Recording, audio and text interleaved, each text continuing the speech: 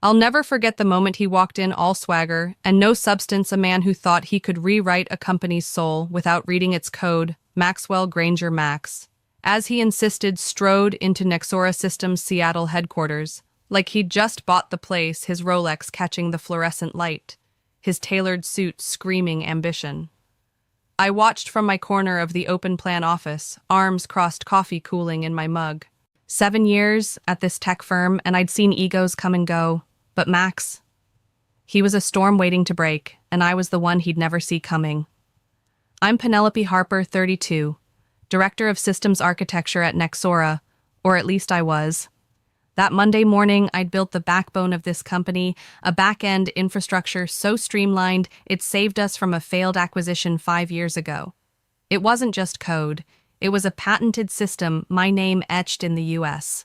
Patent Office, a detail tucked into my employment contract like a hidden ace. I'd outlasted 2 CEOs, 3 restructurings, and a buyout that nearly gutted us. I knew the game: keep your head down, your work sharp, and your leverage quiet.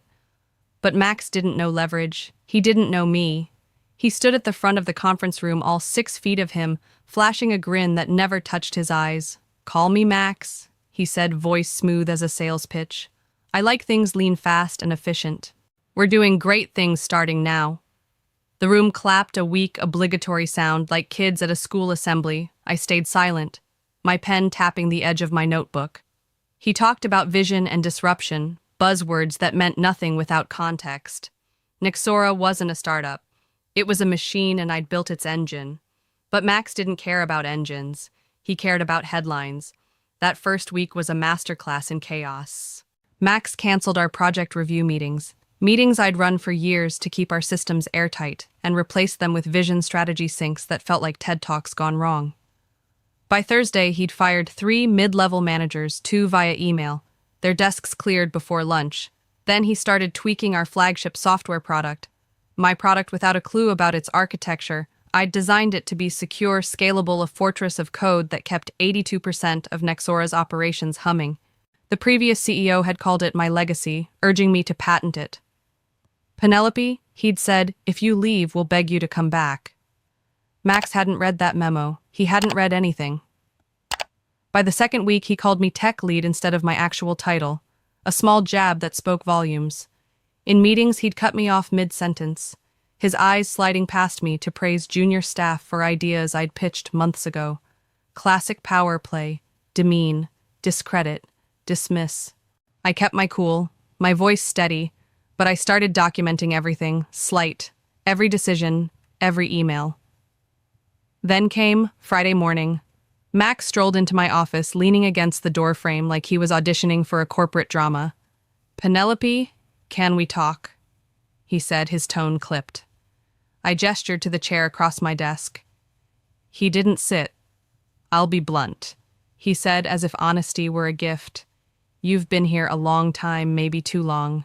Things are changing, and we need people who move faster." I raised an eyebrow, letting the silence stretch. "Meaning," he continued, "I'm letting you go, effective immediately. Your position is redundant. HR has your severance paperwork." His words were so rehearsed, so smug, I almost laughed. Instead, I leaned back, studying him. He had no idea. No idea I held the patent that powered Nexora's core. No idea. One clause in my contract could stop his world cold. But I didn't say that. I smiled. Calm, deliberate. "Understood," I said, standing to offer my hand. He didn't take it, just nodded and turned away, tossing one last barb over his shoulder. "I'm not spending a dime on someone who peaked years ago." My smile didn't falter. "Good luck, Max," I said, my voice steady. He paused, thrown by my calm, then left. I packed slowly a plant I'd kept alive for years, a USB with team photos, a notebook filled with system diagrams. As I walked through the office, heads turned, some averted, others offering sympathetic nods. No one spoke. Fear spreads quietly in places like this. By the time I reached my car, my hands trembled. Not from sadness, but from adrenaline. I wasn't angry yet. I was curious. How long until they realized what they'd done? I knew the answer. Monday. The weekend after Max fired me felt like the calm before a Seattle storm heavy with the promise of chaos. I didn't tell anyone, not my brother who'd say I worked too hard, Not my best friend who'd arrive with Pinot Noir and a vendetta. Not my ex who once called me married to my code. I needed silent space to think. Friday night, I walked through Pike Place Market past shuttered stalls and dim streetlights, the Puget Sound's chill numbing the sting of betrayal. I wasn't mourning my job at Nixora. I was mourning the insult, the arrogance of a man who'd never written a line of code, dismissing 7 years of my sweat as redundant. By Saturday morning, my mind was clear sharp as the Seattle skyline against a rare blue sky. I pulled my employment contract from a locked drawer in my apartment, its pages worn but precise. There it was in black and white, the patent for Nexora's back-end system registered under my name, Penelope Harper, US 9347901B. A licensing agreement allowed Nexora to use it, but only with my explicit consent for renewals, updates, or scaling. That agreement expired at midnight Sunday, a detail Max hadn't bothered to check. I let out a small laugh, not from amusement, but from the sheer poetry of it. The system running 82% of Nexora's operations, scheduling CRM APIs, client portals was mine, and they'd just fired the key holder. I spent the afternoon drafting an email, every word measured, no trace of the adrenaline pulsing through me. From my personal Gmail, I wrote to Nexora's legal department subject line, Notice of Intellectual Property Usage Expiration, immediate attention required. I outlined the facts, the patent, the licensing terms, and the expiration at midnight Sunday. Without renegotiation directly with me, continued use would breach IP law, triggering legal consequences. I kept it professional, no drama signing it. Penelope Harper, inventor, Nexora, backend architecture, V23, patent, US 9347901, BICC'd the general counsel, the old CTO, and yes, Max. Then I hit send, closed my laptop, and felt the weight shift. This wasn't revenge, it was leverage I needed to move to burn off the tension coiling in my chest. I laced up my running shoes and hit the streets, a 4-mile loop through Seattle's foggy Capitol Hill, dodging early tourists and street vendors. The rhythm of my steps matched my thoughts, precise, deliberate, unstoppable. With every stride I shed the sting of Max's words, which peaked years ago, and felt my focus sharpen. I wasn't just a fired employee, I was the architect of Nexora's survival, and they were about to learn what that meant. As I slowed near my apartment, sweat mingling with the mist, I glanced at my phone. No replies yet, good, let them sleep on it. Sunday passed quietly, my phone silent until the afternoon. Then it lit up 2 missed calls from an unknown number, a voicemail from HR asking to clarify my separation, another from legal requesting a call. Late that night, an email from Max landed, subject, urgent contract misunderstanding. His words dripped with forced calm. Penelope, I believe there's been a miscommunication. Let's resolve this before Monday. I didn't respond. Let them walk into work tomorrow and find their systems dark, their clients locked out, their world unraveling. I didn't want chaos for chaos's sake. I wanted respect, and if it came wrapped in panic, so be it. By Sunday night, I was ready. I sat on my couch, a cup of coffee cooling beside me. My laptop open to the patent documents. I reviewed every clause, every date, ensuring my position was ironclad. The city hummed outside my window, oblivious to the storm I'd set in motion. I wasn't angry anymore.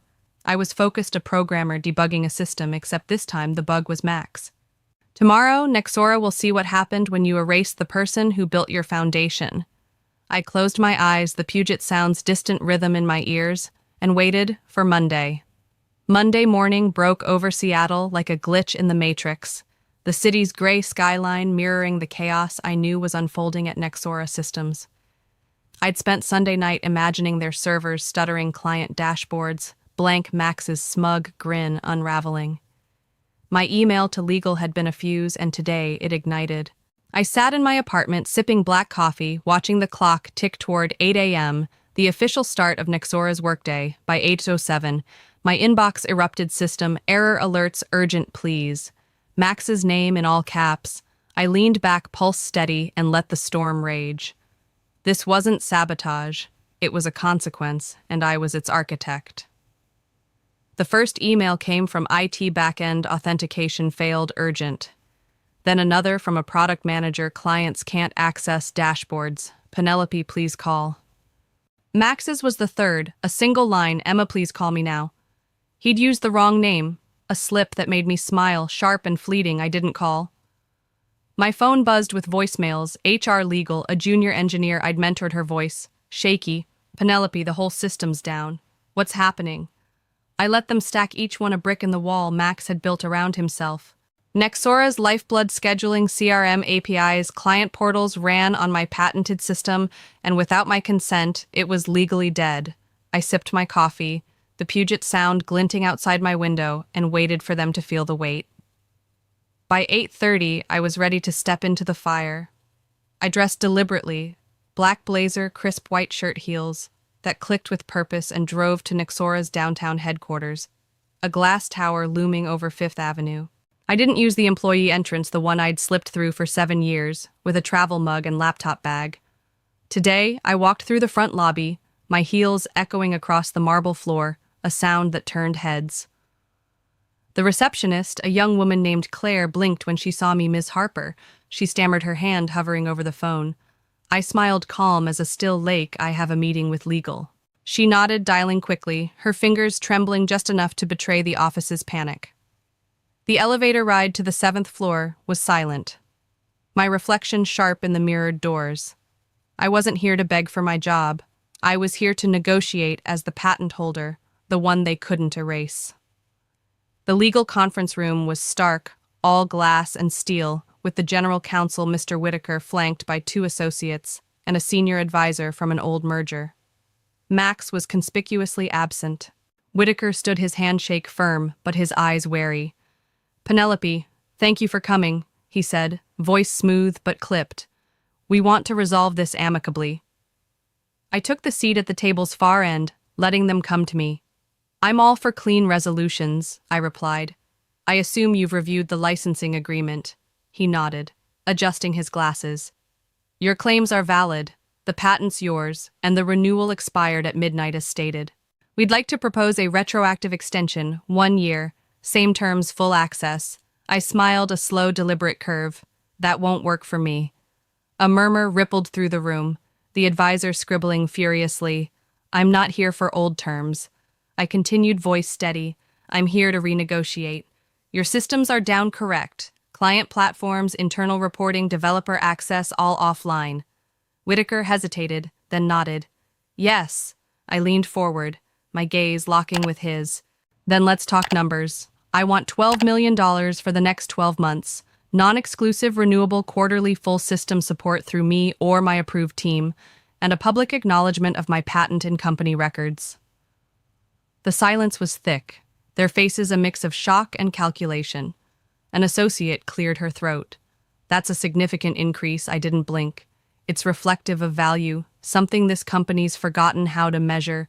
Every hour of downtime erodes client trust, your stock, and your reputation." I'd move quickly. Whitaker leaned back, exhaling. "We'll need to take this to the board." I nodded, standing. "I'll wait. But time's not your friend today." They didn't argue, their urgency palpable as I stepped into the hallway, clutching a bottle of water. My phone on silent. Max found me there, pacing near the glass-walled offices, his tie slightly askew. He froze when he saw me, his confident mask cracking. "Penelope," he said, forcing civility, "I didn't expect you here in person." I met his gaze, unflinching. "You didn't expect a lot of things, Max." He shoved his hands in his pockets, aiming for casual. "This has gone too far. We should have talked before lawyers got involved." I raised an eyebrow. "You mean before you fired me? That was your choice based on ego, not facts. Now you're dealing with the fallout." His jaw tightened, but I pressed on. "I've documented everything, your emails, my patent, the licensing terms. I'm not here to argue, I'm here to negotiate. Let legal do their job and maybe you'll salvage yours." I turned, my heels clicking as I walked away, but not before adding, "Good luck." His pause told me he was rattled, but I didn't look back. The hallway buzzed with whispers, employees stealing glances, the air thick with the kind of fear that follows a system crash. I stood by the elevator, my heart thudding not with doubt, but with focus. I'd lit the match and Nexora was burning, but I wasn't done. This was just the beginning, and I was ready for the next move. The hallway outside Nexora's legal conference room hummed with the kind of nervous energy that follows a blackout, the air thick with whispered theories and sidelong glances. I stood by the elevator, my water bottle cool against my palm, replaying Max's faltering expression as I'd left him grasping for control. My demand $12 million quarterly renewals, public acknowledgement had landed like a shockwave, and now the board was scrambling. Seattle's skyline loomed through the glass walls, a reminder of the stakes beyond this tower. I wasn't just fighting for my patent. I was rewriting the rules of respect, and I could feel the tide turning. Back in my car, parked a block from Nexora's headquarters, I checked my phone. No new emails, but a text from Nicole, my old friend in Product Max is losing it. The whole system's still down, clients are calling non-stop, boards looped in. I smiled, not out of spite, but clarity. The system crash wasn't my doing. It was Max's ignorance, and every unanswered client call was his signature. I drove home the Puget Sound, a silver ribbon in the distance, and planned my next move. Legal could haggle, but the board held the real power, and I knew how to reach them. I'd kept the board chair's email from a cloud migration project 3 years ago, a quiet connection most had forgotten. It was time to use it. That afternoon, I sat at my kitchen table, the Seattle rain tapping my window, and composed an email to the chair. Margaret Ellison, subject, Re-System, Licensing and Leadership Oversight. My tone was surgical, no trace of the adrenaline thrumming in my veins. I outlined the patent's scope. 82% of Nexora's operations from APIs to client dashboards, and the licensing expiration Max had ignored. I detailed my termination, his failure to review IP obligations, and his attempt to spin the crisis as a miscommunication. I closed with a question sharp but respectful. If this is how your CEO handles internal assets, how will he manage regulators or partners? I attached my original licensing notice, the patent filing, and Max's dismissal email, a paper trail no one could dispute. I hit send, my breath steady, knowing this would shift the game. By evening, my phone pinged with a reply, not from Margaret, but a senior board liaison, Thomas Reed, Penelope. Thank you for your clarity and professionalism. We take this seriously and are reviewing your documentation. We support your licensing terms and expect finalization within 48 hours. We regret the oversight of your contributions. I read it twice, the words sinking in. Not an apology, but a crack in Nexora's armor, a sign the board saw Max's failure for what it was. I leaned back, the rain's rhythm syncing with my pulse. This wasn't just about money or credit. It was about accountability, and I was closer than ever. Tuesday morning brought a new buzz. Nicole texted again. Interns are calling you. The firewall Max is telling the board you hid the license expiration. Total lie, your memos are everywhere. I laughed softly, picturing Max's frantic spin, his tailored suit, no shield against the truth. My email, CC'd to legal. Before the deadline, was a public record within Nexora's servers, a fact even the interns knew. The office Slack channels, Nicole said, were ablaze with memes comparing the shutdown to a digital Watergate. I didn't reply, but the news fueled me. Max's lies were crumbling and the board was watching. At 10 a.m. my phone rang. Margaret Ellison herself. Her voice was measured professional, but laced with urgency. Penelope, we'd like you to join a closed board session tomorrow at 11. Your insight is critical. I paused, letting the weight of her words settle. 2 days ago I was redundant. Now I was critical. I'll be there, I said, my tone even. As I hung up, I felt the shift like code compiling without errors. The board wasn't just addressing my patent. They were questioning Max's leadership, and I was the key to their verdict. I spent the rest of the day preparing not just for the meeting, but for the moment I'd walk back into Nexora, not as an employee, but as a force. I reviewed my notes, the patent's legal weight, and the system's impact, $300 million in annual revenue tied to my architecture. I practiced my delivery, keeping it calm, factual, and undeniable. Outside, Seattle's clouds parted briefly, sunlight glinting off the Space Needle. I stood at my window, heart steady, mind sharp. Max had underestimated me, but the board wouldn't. Tomorrow I'd step into their room and show them what real authority looked like. Not bluster, but proof etched in code and contract. As night fell, I sat on my couch, a glass of water in hand, the city's hum a distant pulse. The board session loomed, a chance to turn crisis into reckoning. I wasn't nervous. I was ready, my leverage as solid as the system I'd built. Max could spin his stories, but I had the truth, and it was louder than his lies. Wednesday morning dawned crisp in Seattle, the kind of day when the air feels charged like a circuit about to spark. I stood in my apartment, staring at my reflection in the mirror. Black dress-tailored blazer hair pulled back tight. The board's invitation to their closed session at 11 a.m. wasn't just a meeting, it was a crucible, and I was ready to forge something new. Max's lies were fraying my email to the chair had shifted the ground, and Nexora's systems were still dark. As I drove to the headquarters, the Space Needle piercing the skyline, I felt no fear. Only focus. Today I'd show them what 7 years of building their foundation meant. I arrived at Nexora's tower at 10:55. Bypassing the employee entrance again for the main lobby, my heels striking the marble with a rhythm that felt like a countdown. The receptionist Claire gave me a quick nod, her eyes wide with something like awe. "Top floor, Ms. Harper," she said, her voice hushed. The elevator hummed as it climbed to the executive boardroom, a space I'd entered only once before, years ago, to pitch a system upgrade. Back then I'd been a shadow in the corner. Today I stepped out with purpose, my folder of notes in hand, and walked straight to the chair reserved for me. No hesitation, the boardroom was all mahogany and glass. Seattle's skyline framing the 10 members seated around the table, Margaret Ellison. The chair nodded as I entered, her expression unreadable.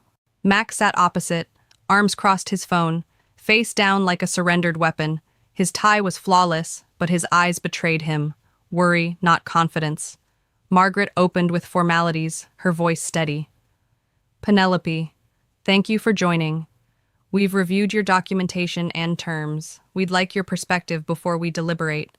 I stood unfolding my notes, but not reading them, and met each board member's gaze, my voice clear as cut glass. "Leadership isn't about flash," I began. "It's about understanding the systems, technical and human, that keep a company alive." When Max arrived, he had a choice: learn or lead blindly. He chose blindness. Max shifted his jaw tight, but I pressed on. He fired me without a performance review, called my work outdated, and ignored the patent that powers your revenue. He only acted when clients couldn't log in, when your stock wobbled. That's not leadership, it's damage control. I paused, letting the silence settle. I built a system to protect Nexora, but no code can shield you from a leader who doesn't value the people behind it. If your CEO can't see that, you're not just legally exposed, you're structurally flawed. The room stilled, a board member's pen, frozen mid-note. Margaret leaned forward. "If you were in Max's seat, what would you do?" I smiled faintly. Unshaken. I wouldn't be in his seat.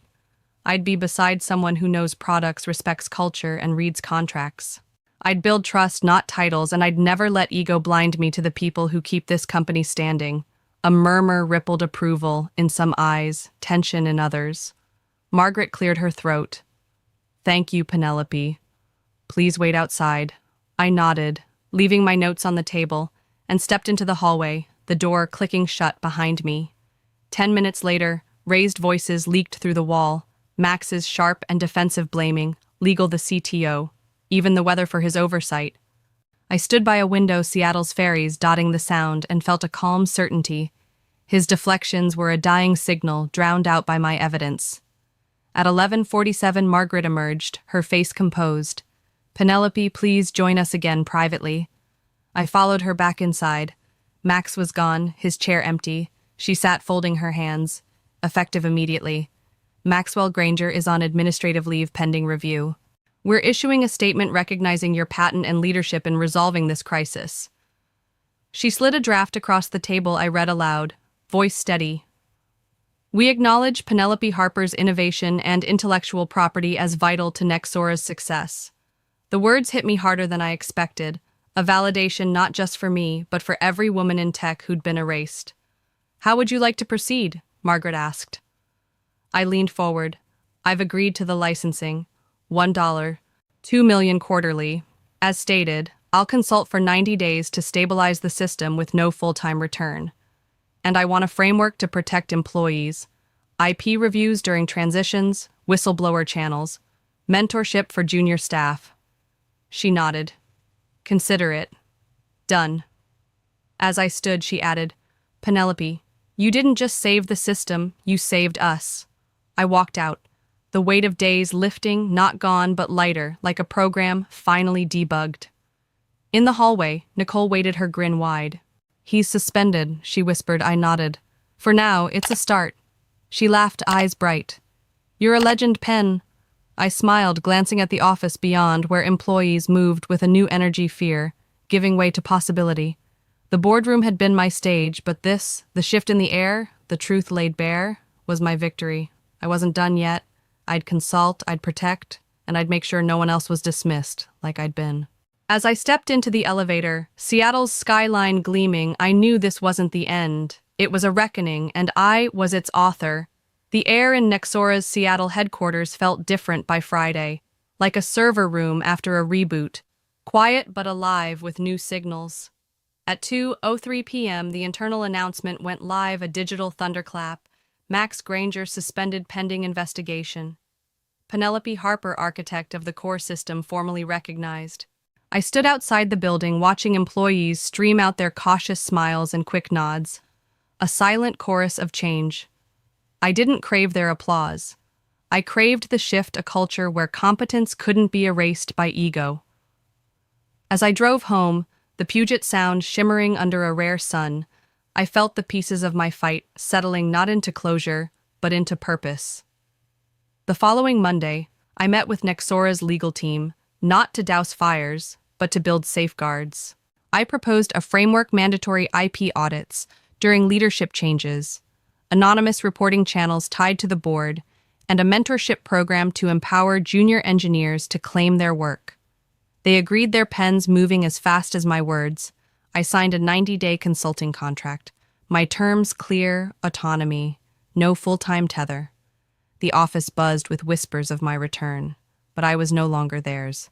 I was mine, a truth carved in the code I'd protected. Weeks later, outside a meeting, a young intern approached, her glasses slipping down her nose. Ms. Harper, she asked, voice tentative. You're why I spoke up in a code review yesterday. Everyone's talking about you in Slack. I smiled, genuine warmth breaking through my reserve. Don't stop speaking, I told her. Your voice is your patent. She beamed, jogging off, and I stood there, struck by a feeling deeper than pride legacy. I'd built more than a system. I'd lit a spark for those who'd come after. That weekend, I took a train to Portland, the Cascades blurring past my phone off for the first time in months. In a quiet car, I journaled. I didn't fight for power. I fought for a place where worth isn't negotiable. News trickled in. Max's suspension became permanent. Nexora's training now included IP awareness, and credit was woven into milestones. I started my consulting firm in Seattle, selecting clients who valued systems that lasted and people who built them. A letter from Margaret arrived, handwritten. Penelope, you redefined authority by standing firm. I tucked it away, a reminder of the table I'd built, not begged for. To anyone sidelined, labeled difficult for knowing their value, I say this. You don't need to roar. You need to stand unshaken. Your truth sharper than any dismissal. When they try to silence you, they hand you the match. Light it and let your work burn bright. Mine did, and Seattle's skyline glittering as I returned was proof, my name, my system, my story etched where no one could erase it.